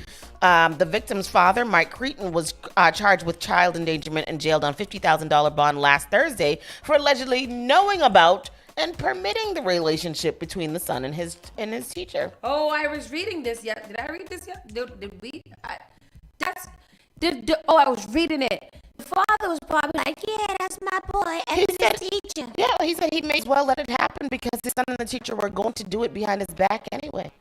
That's what he said. Now he's been slapped with a $50,000 fine. A fellow student approached school administration about Cliff Cormack's illicit relationship on December 7th. A probable case statement obtained shows. The witness told police that Kraft and Carmack was regularly too friendly with her students, sometimes dressing in tight or low-cut shirts and tight leggings. The teacher openly discussed her sex life in class, the student told police, and had previously been admonished by school administration for getting too close to students. The student witness told Pulaski County investigators that the victim, a friend of theirs, showed them photographs of scratch marks on his back. Hello. Clifton Carmack allegedly left the marks after the confidential victim had sex with her in the confidential witness's driveway. That's bitch. Allegedly, the victim had bragged to the witness that he was the reason Clifton Carmack's divorce was pushed through. Clifton Carmack's husband filed for divorce in August of 2023. They have 2 children. She allegedly denied any sexual relationship with students when she was approached by detectives the next day, handing over her phone. How old is she? She's 26. Text messages between the teacher and the student supported the claims made by the witness. I agree. I want to go on record and say that I do not, and I think we talked about that here before too. I do not believe that 26-year-olds should be teaching 16-year-olds any damn thing. Yeah. I think that if you're going to be 26 and you're getting into the school system, the children that you teach should be in the first grade. Yeah. People who don't know, who's not 10 years. Yeah. Yeah. There has to be you got to be 20 years older than your children. Yeah. And that's or enough whatever. because you can be 20 out of college and get a teacher's job, but you also need to start from the lower grades and start to teach up because there's no reason why 26-year-olds should be in there teaching my 16-year-old whatever. Yeah. It's not a tutor. She told the students and the teacher had used students as lookouts while they had sex during school and that the teacher had visited the male student at the home he shared with his father. A second witness... And you come into my house, you dirty... Yeah. Girl. A second witness said she had confronted the boy's father and he responded by telling her they're going to do it behind my back, so I might as well let it happen. Yeah. He also advised that he would lie for his son if he had to. So if there's parental consent, can you give parental consent for your child to I know you can give parental consent for your minor child to get married, but can you give parental consent, like written parental consent for your child to be in a legal relationship? Good question. Very great question. Very great. I mean, sure I in think some states. What state was this again? You know this what? Is I in think Missouri? Because it's a state law. I don't think that the parents can trump what the law is. What the law is. Yeah. Those red states, though, they probably, I think they start at 12. Yeah, because some of them is like 12, I think 15. Yeah, with their parents' permission, they can. Yeah. That's nasty. I don't know. Speaking of teachers behaving badly, here is a video of a teacher in Missouri again. Missouri is a hell of a state. Missouri needs to relax. Missouri needs to relax. So in trigger warning. This is a big trigger warning. The story is that what we're talking about teachers behaving badly. Yeah. I guess this little girl has a seizure disorder and had asked the teacher to go and take her medicine. Yeah. And the teacher said no. And therefore they ended up on the ground tussling. Yeah, but soon thereafter that tussle, the little girl had a seizure. Oh, frick me. Yes. A Missouri high school student beats teacher the F up for allegedly refusing to allow her access to her seizure medication, and the student suffers a seizure shortly after the fight. Well, she probably suffered a seizure. She beat the bricks off of that teacher. The dog walked. She walked her. She mollywopped her. And then the teacher was still coming back. That teacher should Which not one's the have. teacher? The teacher is the one rolling around on the floor with and the getting black- beat the F pink? up. Neighbors, it looks like a teacher in Missouri wasn't the only one handing out lessons. According to viral footage and several witnesses, Miss Rogers of Normandy High School in St. Louis, Missouri, was beat to smithereens by a student after she allegedly prevented her from tending to a medical emergency. Witnesses say the student was attempting to get her seizure medication when Miss Rogers allegedly told her to sit back down.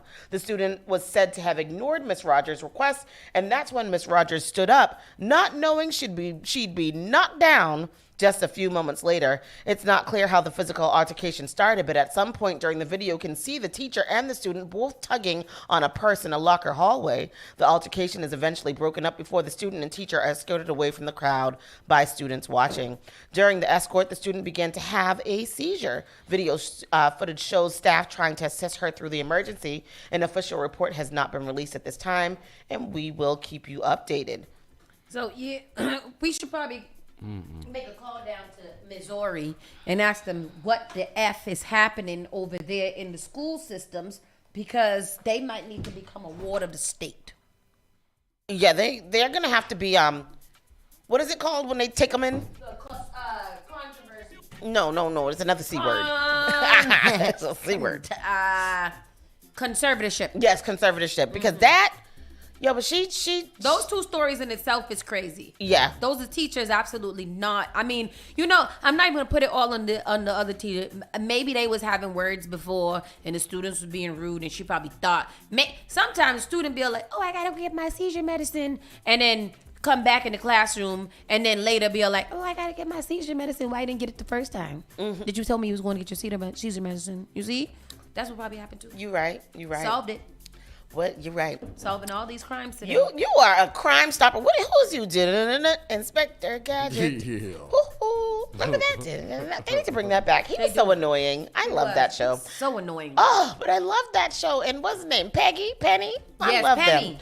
What was the dog's name? Anyhow, cops fired 55 shots at a sleeping man in a Taco Bell drive-thru. The suit says, and the city owes $5 million. Nearly 5 years ago, police fired 55 shots at 20-year-old Willie McCoy, killing him as he slept in his car at a Taco Bell drive-thru in California. I remember this. Why he was sleeping in the drive-thru? I think he was leaving, left the club or something like Or, that. oh, yeah. he was drunk, right? Yeah. Yeah, I think he go. I remember we did that at the Crystals in Georgia that time when we went down there. And we went to Crystals after the club and we waited in the drive-thru until they opened at 5 a.m. To get breakfast burgers. To get breakfast burgers. and 1 orange juice. 6 Vallejo Police Department officers opened fire on McCoy after they were called to a report of an unconscious man slumped over his steering wheel at a restaurant. Yes. Okay. I pick you. I don't have a question because I'm upset. As am I, because he was slumped over in his seat sleeping. Where did the firing start from? They called him for an unconscious man, but keep on going because maybe I am nutsy. They began shooting as he started to scratch his shoulder, and slumped forward again. The officers said they saw a gun in his lap, but they had no reason to believe he committed a crime. Now, the city has to pay his family $5 million in damage to settle the lawsuit filed against the city and its police officers. One of the attorneys said, "We want to be clear that money does not equal justice for a young man that was murdered." On January 9th, the Vallejo City Council approved the $5 million settlement agreement, inclusive of all attorney fees and cost.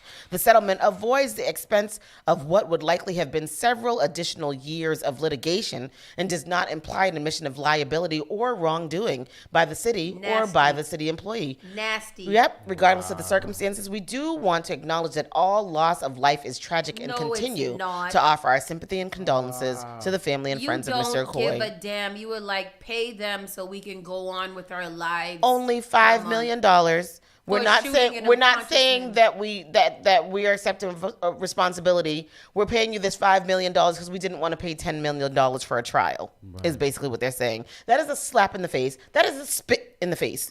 The shooting in the aftermath. So McCoy grew up in Sacramento. The officers approached McCoy asleep in the driver's seat of his car in the drive-thru, and he was obviously unaware of his surroundings. In body cam footage published by the news station, officers are heard ordering him to show his hand before he appears to move. Then, while aiming at the driver's window, the officers start shooting until one calls for a ceasefire, the video shows. The body camera footage is there. I don't know if you want to show it. According to the lawsuit, Officer Anthony Romero Cano ordered the others to shoot McCoy if he moved and to not give him a chance. McCoy's body was left with dozens of bullet wounds. The gory scene prevented the McCoy family from being able to have an open casket at his funeral. After the shooting, an independent court-certified expert contracted by the city's office reviewed the incident and determined the officer's use of deadly force was reasonable. The city contends McCoy reached toward a gun in his lap when officers ordered him to show his hands. No charges were brought against the officer accused of shooting McCoy.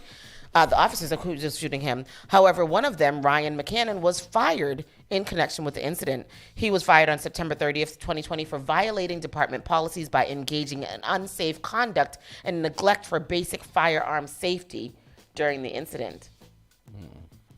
According to the lawsuit, he arrived while officers had opened fire and joined in randomly, shooting at McCoy's car while reaching for his gun around another officer's back. So he just came up and started shooting after everybody else was already shooting. I'm watching the video now, and the man is in the car. And he is literally you can't really see him, but you see the officer's gun pointing to him. Mm-hmm. And he's not talking to them. The officers are talking to themselves. And at one point, they're like, it seems like the door is open. Let's test it. And he was like, I don't even want to give him a chance. So now they're still sitting there with the gun pointed at him, and the man is still slumped over. Yeah. It says the car is locked. He's passed out, but the car is in drive. Can we get to another unit to start this way? So they're having all of this conversation while they're shooting him? No, this is before they're shooting at him. They're looking at him. Pointed the gun at him. He does have a gun on his lap, they're saying. Did he? And I don't know if this article says that he does. So that officer is accused of opening fire without knowing what was happening. So he was fired for that.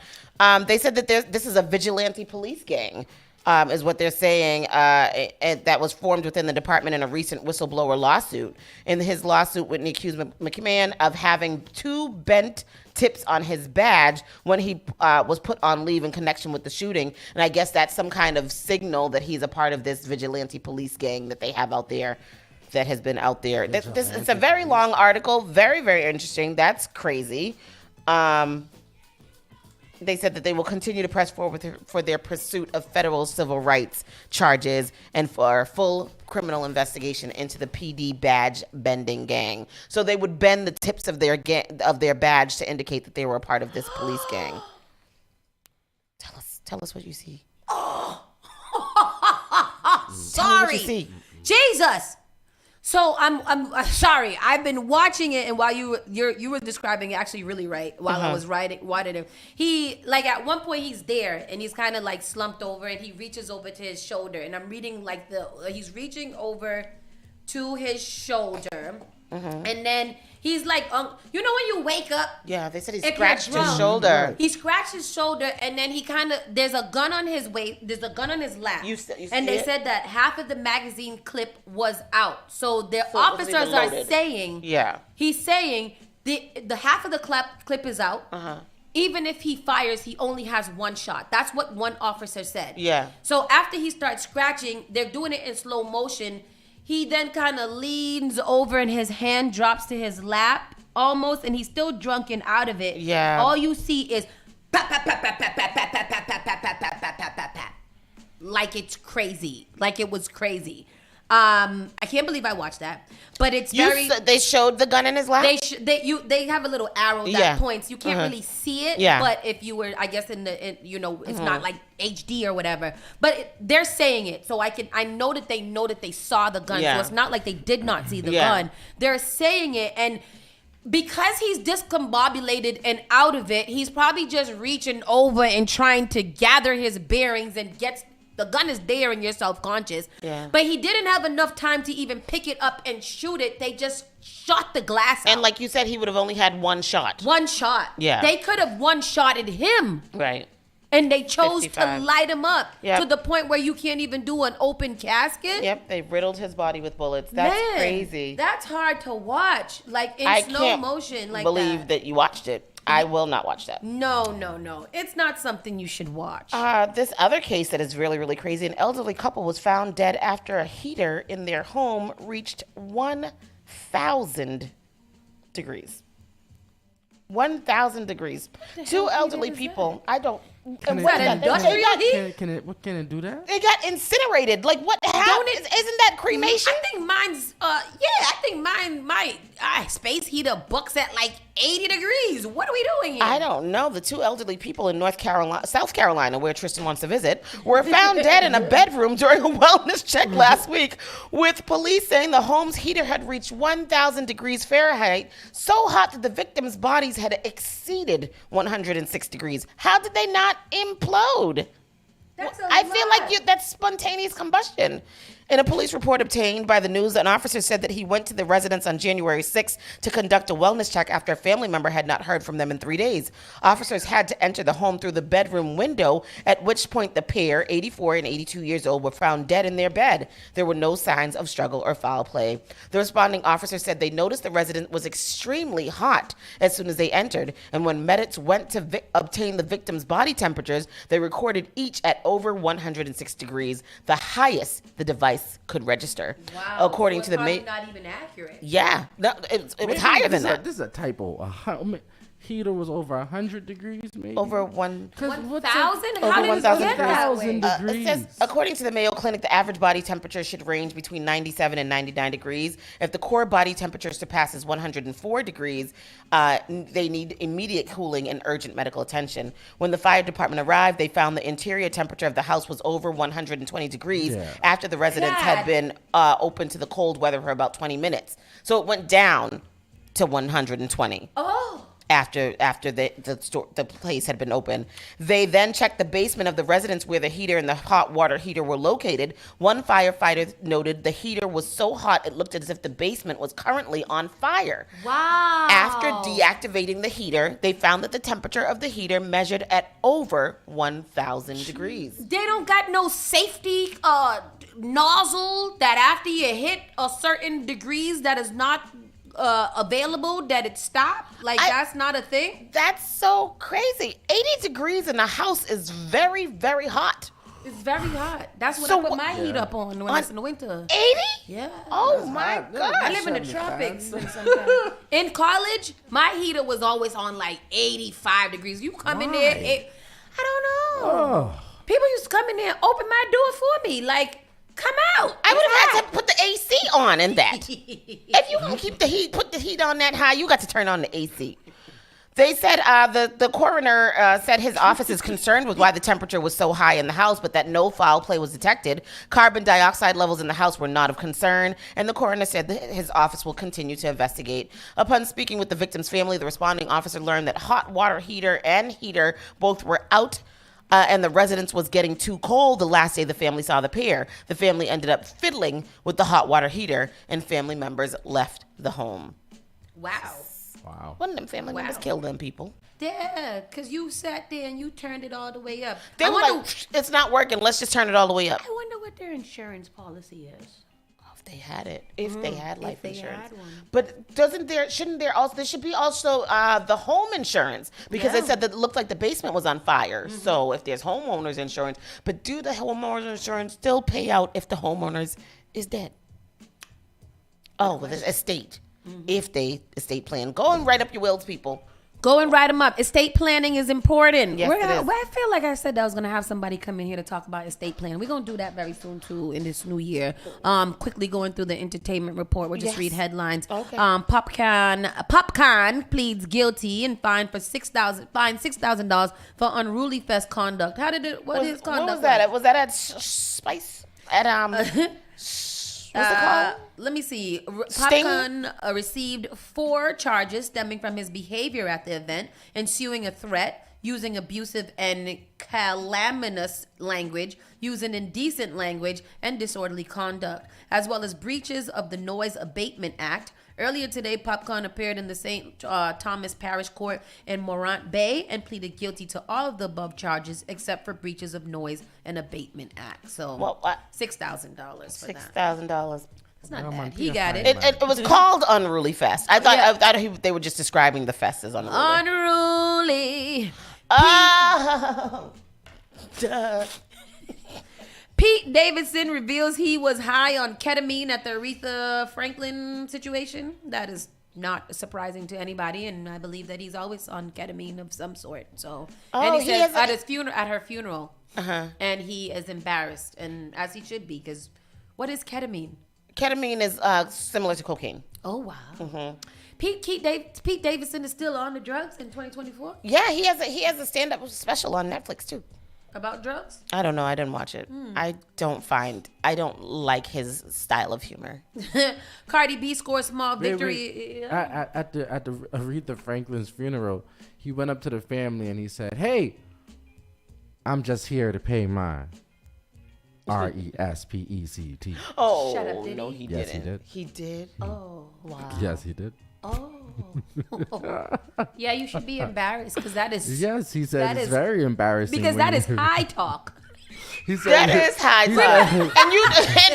And as they say in social media, he thought he ate. Yeah, he thought he ate. He said it's embarrassing when you're not on ketamine anymore, though. Yeah, I'm embarrassed. He I was been. I was out and about like that. That's not cool, you know. That's true. That's true. You ever be out with your drunk friends, Sauce? I don't know. And you're the only one that's not drunk. She never has fun with us. We have the most fun. They are out of control. Her and Dee Dee together on the liquor. Holy cannoli. It's so much fun. I've got to be. I can't have no fun because I've got to chaperone these two. I really got to do like these two women, very classy ladies all the time. They just go out, have a drink, start talking to everybody, start dealing, dancing, dropping to the floor, eagle on. I'll be like, goddamn, get your ass up, let's go and home. Yes. But there was one time when I was not drunk and I was very aware of things, and it's not fun. Drunk people are not fun. So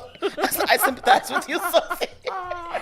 Cardi B scored small victory ahead of trial over alleged assault on female security guard. Oh, nice. That's good. Yes, cool, Cardi B convinced a Los Angeles Superior Court judge to dismiss one of the claims brought to the lawsuit filed by a female security guard over an alleged assault. According to the court documents obtained by Radar Online, the court granted a motion brought by the rapper over the false imprisonment claim included in the alleged victim Imani Ellis lawsuit. You a security guard and you got falsely imprisoned? Damn. That's terrible. This is not the job for you, ma'am. Shout out to her.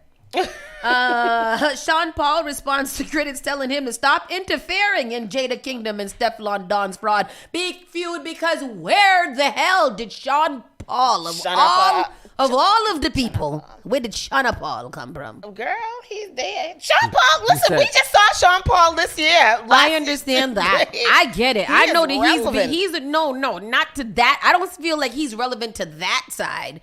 To that side of the dancehall clash culture. And I say, watch I come here and say this, and Tristan and Bobby Steele say, you don't know that Sean Paul used to be a big clasher back in the day. He doesn't clash. Okay, good. Because that's what I thought. I was like, let me be slow. I'm gonna wait to get schooled in the morning. But according to my research, Sean Paul don't have no goddamn business interfering in this conversation. I just feel like it's not. His relevancy right now is that he is the most streamed dancehall artist. And that should also tell you something as well, that Sean Paul is the most streamed dancehall artist as a pop crossover artist. Right. I just feel like it's like people don't know. Yeah. So Stefflon Don's mother also responded to Jada Kingdom's diss song. Jada did put out a new diss song. I have not heard it yet, but I heard Killy Killy happened. What? Murder. I heard yesterday that they say Jada won because Burna Boy went on her TikTok and bought some stuff. So that's what I heard too. After our conversation, to be honest with you, after the conversation yesterday, I that was the furthest thing from my mind. I was over then for me. Like it was. Yes. All Jada right. put out Steph Lazarus as the newest diss song. Because after the fourth Pum Pum song, at this point, okay, both of you guys Pum Pum mash up. Nobody don't got no man. Whoever got a man, and whoever was on coke probably ain't on coke no more. Well, so Jadakiss says I am not on coke. Well, she's not. She said she's not on coke. Come on, crackhead in Cape Cod. I'm not a crackhead. I am not a crackhead. I'm not sure what it is with Jamaicans and coke. They love to announce that they're not on coke. Long time. I'm like it. I mean, Pete Davidson is on ketamine and he's fine. He's having a good time. I don't know what's happening. And I think that's what Sean Paul was saying too. Yeah. Like, nah, done for that. No, Sean Paul was saying. Sean Paul was being a misogynist. What is it? Misogyny, a misogynist. Part of the patriarchy. Patriarchy. Uh-huh. Like he pretty much said. He was on the Tristan tip yesterday. I don't love this. Together. Not one towel. Not one towel. Not one towel. Not one what? Women should be warriors, yes, but for a cause, you should lead the way morally and for family. Men get heated. You calm us down. How can we calm down if y'all don't doing that? Tristan is not good at Jamaica. Too beautiful. How can we calm down if y'all doing that too? Too beautiful black woman. Live better. Live better. Live better. Live better. Ooh, that's so weird. Live Language. beta. That's crazy, huh? Crazy. Because I read live beta. Me too. And it's live better. Set a better example, please, for the culture. My beg uno. For the kids, for the younger, may I beg uno. For the younger females, Steph London, Jada Kimban, Dunta. M-A-H, my beg uno. Me beg uno. He spelled it wrong. Me I beg uno because his nigga's not dancing. He's an American. Let me stop. Big shout out to Sean Paul. I love him, but Sean Paul, sit this one out, brother, because you ain't never got involved in nobody else's beef. Don't come here with the beef. Right. And don't say that he coming out with a new album? Men could get heated, but women, no. We be heated too. We be fighting. We fight. Yeah. All our lives we had to fight. Damn, Yard Hype put out a thing and said, who win? Team Cullinan or Tim Birkin? Because Waste somebody got you know, in my league. Oh, They're a real top gal and you can't style me. Sean Paul stands on clashing. I've always been against clashing. Just my opinion. Oh. See, if you're gonna be against Jada clashing, call Steph London old foot. and they call Steph London Yamhead, and I think that's really Call her what? Yamhead. What's that? a yam. Your head is shaped like a yam. Oh. Damn! And I see it, and I hate that.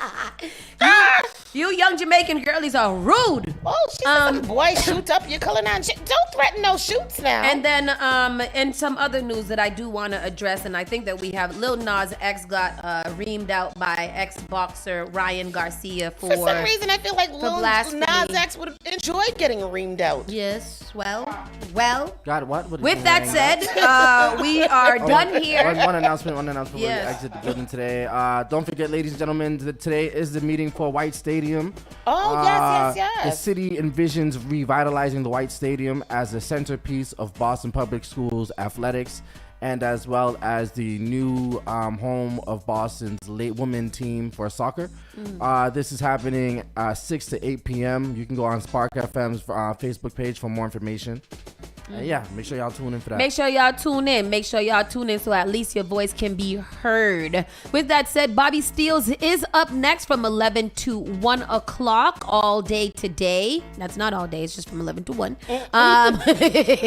So make sure you tune in. After that, we've got some more music, entertainment, and news that he'll tell you about during his show.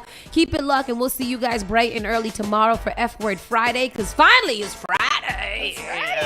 And make sure you guys, when you come in tomorrow, bring 2 friends with you. Do not come here alone. Bring 2 friends. Yeah. Boy. Bye. You're listening to Saucy and Friends in the morning with Miss Hot Sauce, Miss Tony, and Rockstone Triz. Let's start with the big question. The all-new Spark FM. JP Morgan Chase is making a global commitment to